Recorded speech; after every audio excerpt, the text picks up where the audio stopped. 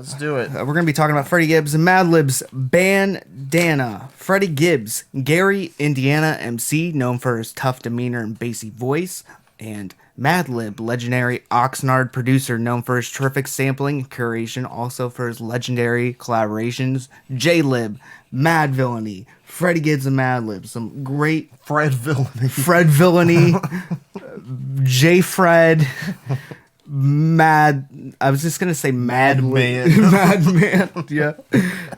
J. Fred. Yeah. No, we already did that one. What would it be? J. Villainy. That's no. What? No. That's just Mad Villainy. God damn it. Pinata was their last collaboration in 2014, featured terrific tracks such as High featuring Danny Brown, Bomb featuring Raekwon, Pinata featuring everyone in the known universe. That includes Damogenesis, G-Wiz, Casey Veggies, Solomon, Michi Darko, and Mac Miller. Freddie just released an album last year called entitled Freddie. I think it was actually a mixtape which had terrific bangers on there that had this kind of trap style, which didn't really seem like it was needed because it just, like, the whole entire mixtape kind of seemed like it was unneeded, but there was some terrific tracks on there, like Death Row with Otis Greedo and Kenny Beats. He also put out an album which we didn't cover, Fetty with Currency and Alchemist, which I haven't listened to, but I've heard some nice things about, and it seemed like more what Freddie seemed more fitting for Freddie, and it seemed more purposeful than Freddie. So this new album, 15 songs, 46 minutes, the second collaboration after Pinata.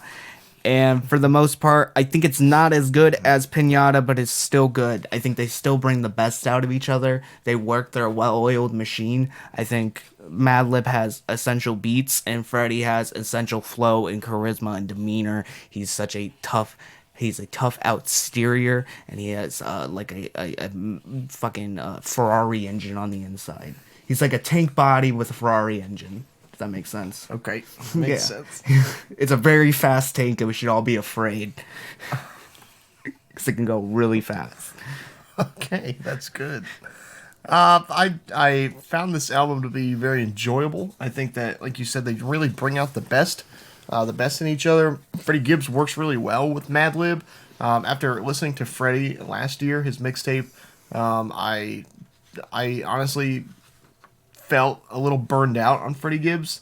I feel like he just keeps cropping up. He's got a really high output, especially in the last year. And so I was like, oh, I don't really know how this is going to turn out. But hearing him rap over some more, dare I say, inspired production, I feel like he is the perfect man for the job. He really shows why he should be taken more seriously, and really shows why like this is some of his best material out there. Yeah, I feel like it's weird because these are a lot of like slower beats, in a sense, slower, smoother beats. Mm-hmm. And I feel like their last album felt a lot more vivid and almost like not unnerving, but just kind of unrealistic. It felt very like wobbly, unstable, which was a good thing. I think it's that nature of you don't know what to expect. Yeah. This is more expected. I feel like everything smooths really well into each other, and it just makes sense, which is probably some of the reason why I don't like it as much. It's just a different style. I feel like it's good, but I just feel like it's in comparison to their previous style, I like that a lot more.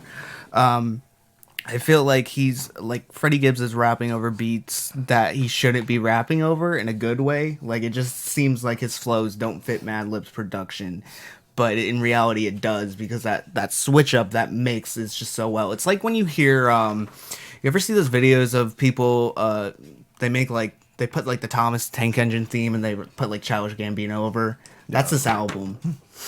If it makes sense, because like the production doesn't fit how fast Freddie is rapping. Like on Crime Pays, Freddie's going really fast, and he always has this like weird cadence to him where it like builds up and then it goes down and builds up again. It has this real like rotating wheel texture to it, where it gets like, it starts off slow and then he puts a more presence on his mid and rhymes, which is interesting. So you get this kind of like spinning wheel effect with his verses, which is interesting.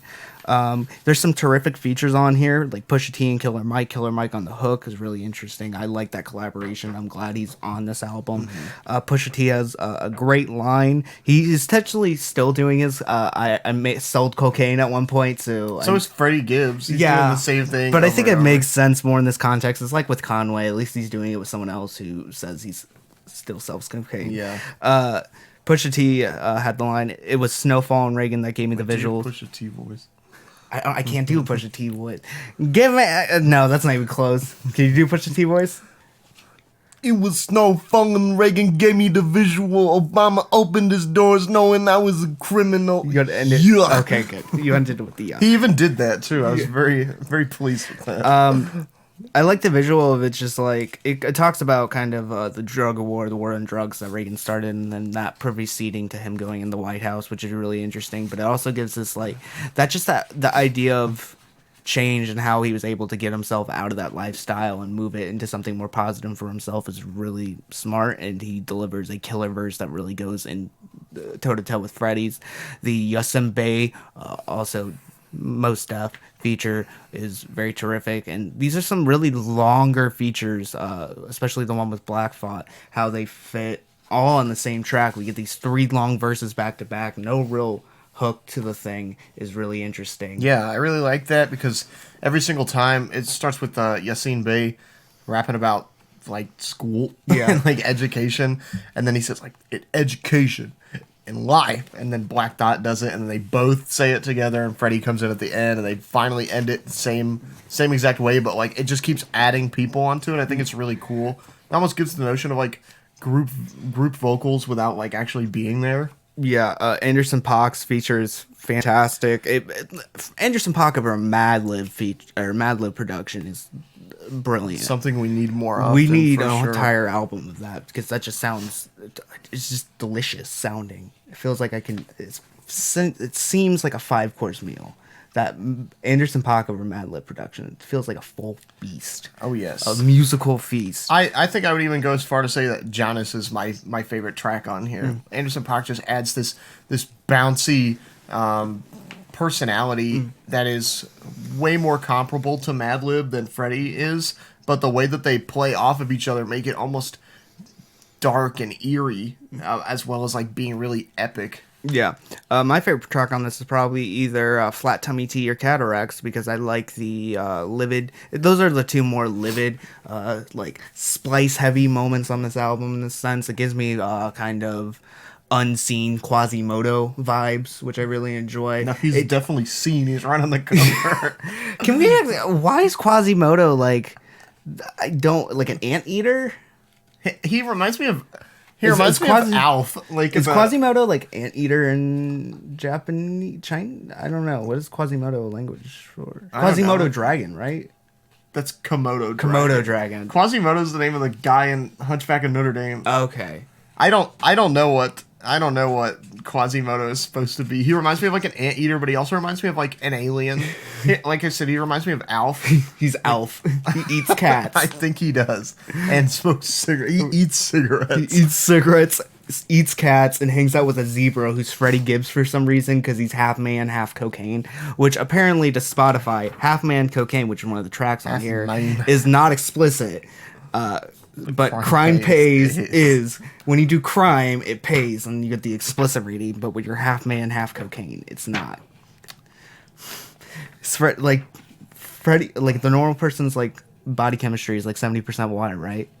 I think so. Yeah. Freddie Gibbs is 50% cocaine, 20% water, 30% other stuff. 30% man. I like the weird like Japanese feature guy that we're getting spliced throughout. It doesn't make any sense. It's sampled in the beginning and it's one of the later tracks. Flat Tummy Tea, going back to that, I think that's one of Freddie's most aggressive verses on it. I like the beat change. I love the second half beat changes we're getting on this, because we're getting these long stretch out samples, and I'm like, this isn't going to be it for the production. Then we go to the second half for a lot of these tracks. I think it works out really nicely. Again, Goddamn and Flat Tummy Tea have the best switch ups, in my opinion. I think Fake Names is also pretty comparable. I really like that switch up as well. Oh, no, I meant to say Fake Names, not Goddamn. But, yeah. I think there's just a lot of good tracks, good material. Freddie's aggressive and he has the same demeanor. I think like a little bit too much he's talking about just cocaine and doing the push-up thing. Cocaine probably I don't like the way he says it, but he says it so many times. And I'm like, Freddie, stop talking. Yeah, I think it isn't until Goddamn that we really get in Cataracts that we really get a reflection on that. Away from it, finally. I don't think we get away from it as more as we get a reflection on it. He reminisces about the split between being in the drug life and being there for his daughter and being infidel, not infidel, being infidelitous, because that's a word, to his partner, and coming back to terms with that after being in this kind of haze. I think it's an interesting moment. It's a little bit more reflection, but I feel like we're not getting a lot of reflection on this as we are just getting harsh beats, and it's a different style. I don't think his harsh rhymes on here don't have merit, because I think his flow is profound and accelerated throughout this entire thing. He's going 0 to 90 in a minute, not super fast, but super aggressive, super reckless, which is really nice. Soul Ride leaves a little bit to be desired. I think as an ending, I wish I had some more solidifying ending, but for the most part, I think Freddie Gibbs and Madlib worked terrific together, even though I feel like they shouldn't, because the styles are so different, but it works so well. It's that blending of styles, which is nice. I think Freddie may be a little bit too predictive with his narratives on this, but there are some moments where he switches it up. And I think for the most part, these may be stereotypical for the majority of this Madlib beats, but Madlib beats are still Madlib beats, and they have their merit. What I liked about some of the singles, like Flat Tummy Tea and Bandana, which is not a cut on here, they didn't feel like Madlib beats, and especially on Pinata, I felt like a lot of those cuts weren't like Madlib stereotypical beats. But for on here, they're very soulful and slower and glistening, I mean. But I really enjoy him. I think this is an essential project. How about you?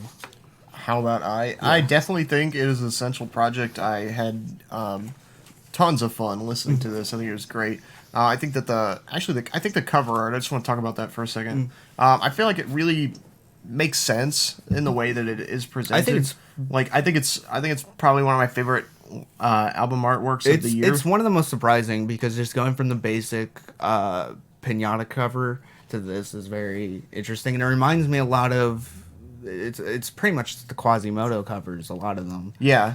It actually reminds me a lot of BoJack Horseman. Yeah. Standing on the hill overlooking, like it almost reminds me of the scene in the opening credits where he's in the pool. Yeah. That's what this whole record reminds me of. Like this really fast, really aggressive neon lifestyle. Yeah. And Freddie Gibbs is like kind of trapped in it and almost reflecting on it in a way, especially like towards the end. I like that analysis of it. It makes a lot more sense the way you described it. That's the way I looked at this whole record, and I really just enjoyed it because I had that visual in my head the whole time, and so all the tracks built around that, I feel like just made a lot of sense. Freddie Gibbs is showing us why, like I said, he should be taken more seriously. If I had to pick something I didn't like on here, it would definitely be, I think the track Situations is really weak. Yeah. I think that spending like half of my time listening to this guy on the radio and just like not, I think that like radio skit or preacher skit, I don't know, it's just like one guy talking. Oh, the cursing preacher or whatever his name is. Yeah. Halfway through, he started talking, and I was like, okay, like, is this gonna end? Yeah, what is it, like, Fuck You Friday? And it's just like, oh, I'm not gonna, you're bringing bad vibes in my energy, fuck you, and whatever. It's just like, and it just went on and on. It's too long, but I feel like it really represents a character of Freddie Gibbs' more humorous side. I just wish it would stop, because I think it came onto the track way too early. Yeah. And as it went on, I was like, okay, is this gonna be like the fool me once, shame on me kind of thing? Yeah. Or like ended eventually and went back into the track. But like when there was probably like a good minute left, I was like, nah, this is not gonna end. Yeah. This is gonna go to the end of the track. Yeah. Keep in mind that our scores are futile and meaningless right now. At this current moment, I'm feeling an 8 on it. I really enjoyed this. I am as well. It was a really good record. And yeah,